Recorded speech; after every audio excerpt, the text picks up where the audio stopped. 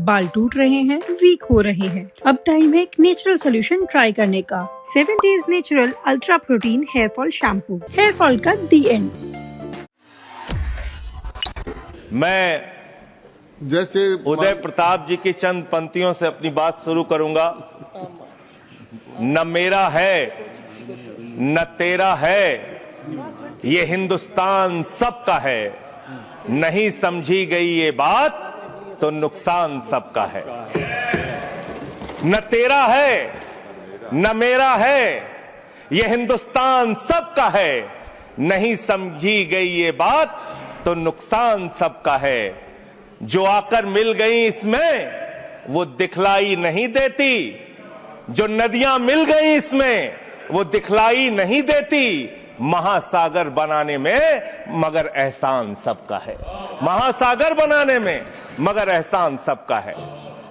मान्यवर, हम लोग बचपन से एक शब्द सुनते आए, सरकार माई बाप। सरकार माई बाप यानी कि जो सरकार होती है वो लोगों की माई बाप होती है, मां की तरह ख्याल रखती है, पिता की तरह ख्याल रखती है। लेकिन अगर कोई सरकार अपने बच्चों को उसका गला घोटने पे उतारू हो जाए तो वो फिर सरकार निष्पक्ष सरकार नहीं है, नहीं है मान्यवर। वो सौतेली मां है, वो सौतेली मां है, उसका व्यवहार सौतेला है। और आज आप जो काम कर रहे हैं इस बिल के माध्यम से, आप बाबा साहब डॉक्टर भीमराव अंबेडकर जी के द्वारा लिखे गए संविधान की हत्या कर रहे हैं। और ये बात मैं इसलिए कह रहा हूं कि बाबा साहब डॉक्टर भीमराव अंबेडकर जी ने संविधान की धारा 26 में लिखा, धार्मिक मामलों के प्रबंधन की स्वतंत्रता, धार्मिक एवं धर्मार्थ उद्देश्यों के लिए संस्थाओं की स्थापना एवं रखरखाव करना, धर्म के मामलों में अपने स्वयं के मामलों का प्रबंधन करना, चल एवं अचल संपत्ति का स्वामित्व एवं अधिग्रहण करना तथा ऐसी संपत्ति का कानून के अनुसार प्रशासन करना। यह अधिकार आपने नहीं दिया, यह अधिकार किसी भारतीय जनता पार्टी के लोगों ने नहीं दिया। यह अधिकार बाबा साहब डॉक्टर भीमराव अंबेडकर जी के द्वारा लिखे गए भारत के संविधान ने दिया मान्य। और आप उस संवैधानिक अधिकार को छीन रहे हैं एक गैर संवैधानिक बिल लाके। क्या क्या लिखा इस कानून के अंदर आपने, किस तरीके से आपने इस संविधान की हत्या करने का काम किया।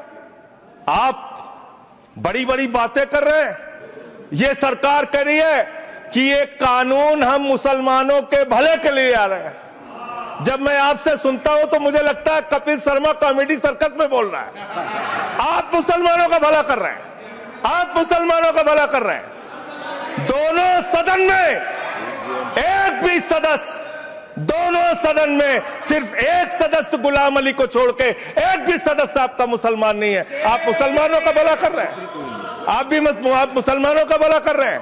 पूरी सरकार में एक मंत्री आपका मुसलमान नहीं है, आप मुसलमानों का भला कर रहे हैं। दो नेता अपने घरों में आपने बैठा दिया, मुख्तार अब्बास नकवी, शहनवाज हुसैन, दोनों की राजनीति आपने खत्म कर दी। आप मुसलमानों का भला कर रहे हैं, आप मुसलमानों का भला कर रहे हैं, आप मुसलमानों का भला कर रहे हैं।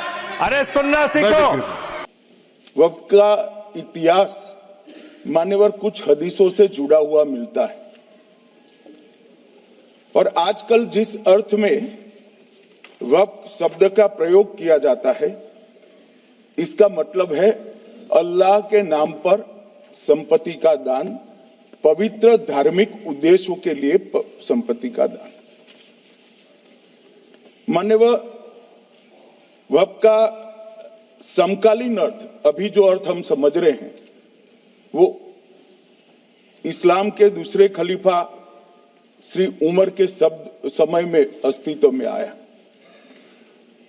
एक प्रकार से इसकी आज की भाषा में व्याख्या करें तो वक्फ एक प्रकार का चैरिटेबल एंडोनमेंट है और जहां एक व्यक्ति संपत्ति, भूमि या मूल्यवान संपत्ति धार्मिक या सामाजिक भलाई के लिए दान करता है बिना उसको वापस लेने के उद्देश्य से, वहां वक्फ की रचना करती। इसमें दान देता है वो शब्द का बड़ा महत्व है। दान उस चीज का ही किया जा सकता है जो हमारा है। सरकारी संपत्ति का दान मैं नहीं कर सकता मान्यवर, किसी और की संपत्ति का दान मैं नहीं कर सकता। दान उसी चीज का किया जाता है जो हमारा है।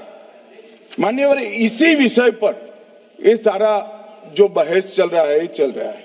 मंदिर बनाने की बात आई तो इस देश के अंदर खून की नदियां बह जाएगी, मुसलमान रोड पर आ जाएगा, मुसलमानों का ये हो जाएगा, वो ट्रिपल तलाक, फिर से डर, सीए आया कि मुसलमानों की नागरिकता चली जाएगी। जिन जिन ने भाषण किया है, एक मुसलमान की नागरिकता गई है तो बता दो। मुसलमान भी जानता है। और मैं तो आपके माध्यम से देश के मुसलमानों को अपील करना चाहता हूं मान्यवर, मैंने बहुत झेला है। ये कहते थे कि सीए कानून मुसलमानों की नागरिकता लेने 2 साल हो गए, एक भी मुसलमान की नागरिकता गई है तो सदन के पटल पर रखी। कितना झूठ फैलाया इन्होंने। मान्यवर, धारा 370 हटाई, ये कह रहे थे मुसलमानों का ये हो जाएगा, वो हो जाएगा। फिर से उमर अब्दुल्ला जीत कर आज शासन कर रहे हैं। आतंकवाद समाप्त हो गया, विकास शुरू हो गया, पर्यटन बढ़ गया। मान्यवर, एक कांग्रेस पार्टी और उसके साथियों ने मुसलमान भाइयों को डरा डरा कर अपनी वोट बैंक खड़ी करने का काम किया।